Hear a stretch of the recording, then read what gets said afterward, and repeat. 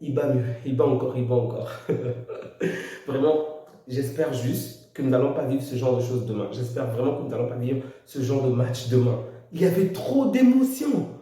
Ce n'était pas le Barça, mais le match m'a tellement gardé en haleine que j'avais l'impression que c'est mon équipe qui va se faire éliminer. Alors que ce n'est que le match aller, ce n'est que le match aller. Vraiment, ce n'est que le match aller. Donc le match se termine sur un score de parité, 3 buts partout. C'était un match très intéressant. Donc entre le Real et City, 3 buts partout. Entre Arsenal et Bayern, 2 buts partout. Les équipes anglaises, finalement, je ne sais pas, elles ont décidé de faire des matchs nuls aujourd'hui. Ok. Déjà, revenons sur le match du Real. Je pense que c'est un score flatteur pour le Real, un score flatteur pour City, en toute sincérité. Il est vrai que c'est City qui a ouvert les hostilités, mais ce score de 3 buts partout est plutôt en faveur de City. Je ne le dis pas en fonction du match retour qui va se jouer au stadium. Non, je ne le dis pas à Etihad Stadium. Je le dis par rapport à la physionomie du match. Lorsqu'on voit ce match, Manchester City a eu énormément de temps faibles où le Real pouvait vraiment s'imposer, marquer beaucoup plus de buts. Mais aujourd'hui, ils n'ont pas du tout été adroits. Je n'ai pas du tout compris de quelle manière les Madrilènes ont vraiment été maladroits aujourd'hui. C'est pas croyable. Les actions qu'on voit Vinicius marquer, aujourd'hui il a raté. Les actions qu'on voit Bellingham toucher la balle, faire ceci, aujourd'hui cette équipe a raté. Et donc c'est pourquoi je dis ce score de 3 buts partout est vraiment en faveur de City. Déjà, ils vont jouer à domicile. Et on se souvient déjà du score l'année dernière qui était de 4-0, 4 buts à 1.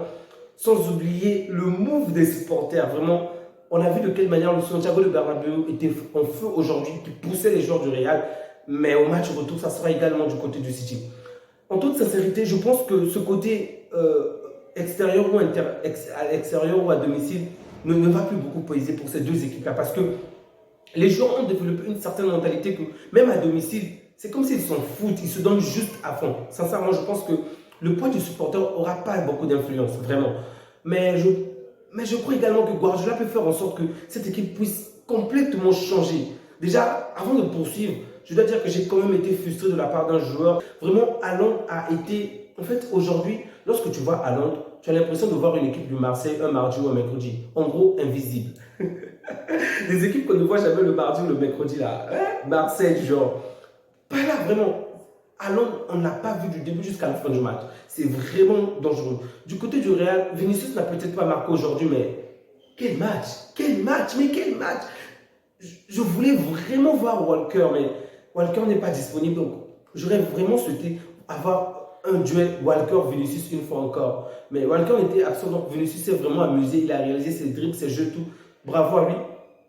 Il a même réalisé deux passes décisives. Pour moi, il est de loin l'homme du match du côté du Real, vraiment de très loin.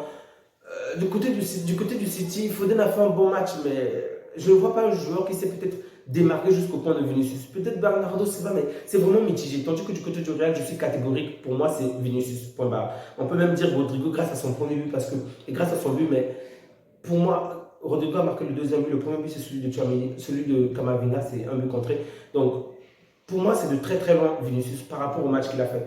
Donc ce match-là était très intense du début jusqu'à la fin du match et j'ai vraiment aimé l'attitude des deux coachs. Ok, déjà, ils savent vraiment bouger les choses, ils savent renverser les tendances, ils savent vraiment mettre de l'avant leurs joueurs et ça, j'aime bien. Je n'ai pas vu De Bruyne aujourd'hui, je n'ai pratiquement pas vu Martinez, comme je l'ai dit. Il a joué les dernières minutes, mais ça me garde encore en haleine parce que je sais qu'au match retour, Guardiola va me proposer quelque chose Guardiola va me proposer quelque chose de différent.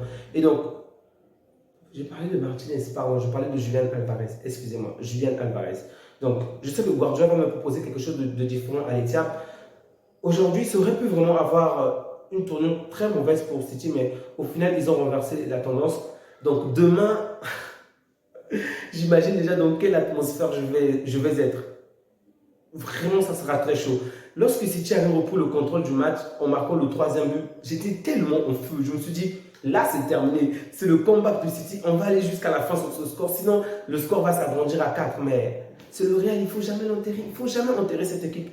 Ils sont comme des zombies. Ils reviennent, ils bouleversent toute la tendance et tout le match a été gâché. Vraiment, c'est un match gâché. Les amis, j'espère de tout cœur, vraiment, je le répète encore, j'espère de tout cœur qu'on aura un match différent parce que le cardio, c'était très fort pour moi, vraiment, c'était très fort. Je n'aime pas voir le Real gagner, je le dis clairement. C'est la même manière avec Marseille ou le Bayern. Ce sont des équipes que je ne supporte vraiment pas, alors là, je vous le dis. Donc, voir le Real revenir au score, ça me faisait tellement mal. J'avais l'impression que c'est le Barça qui a marqué les buts, vraiment. Mais bref, on va s'arrêter là, les amis. Prenez bien soin de vous. Si vous avez aimé la vidéo, surtout laissez un like. Il ne prend que 2 secondes, mais c'est vraiment important pour l'algorithme de YouTube pour pouvoir davantage recommander les vidéos. Et donc, plus de recommandations pour moi me permettra de réaliser d'autres vidéos encore. Prenez bien soin de vous, les amis, et que Dieu vous garde. Ciao.